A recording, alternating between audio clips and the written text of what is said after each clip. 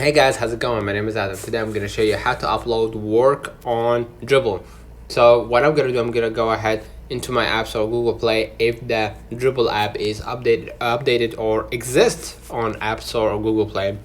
Now what I'm going to do, I'm going to go back to my screen, go ahead to my browser, and basically if you want to publish on Dribbble, what you're going to do, make a set of description templates for the current projects, and then export media for an animation, upload to Dribbble, and then pick and customize the appropriate template for the post, and then add keywords or tags, and then add file attachments, and then add the shot to our project, and then schedule the project if you wanted to post in another time. So basically, if you want to know or to get more deep on how or what's the format for your post or for your work, you will get to know it right here.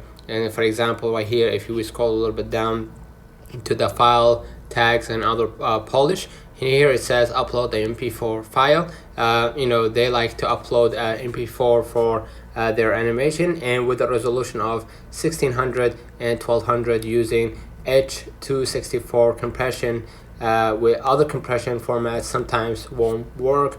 In the tags, something that prior to start upload the process, you create a set of custom tags to use. All right, so turn on the comments if this video helped you. Don't forget to like and subscribe. Thank you for watching.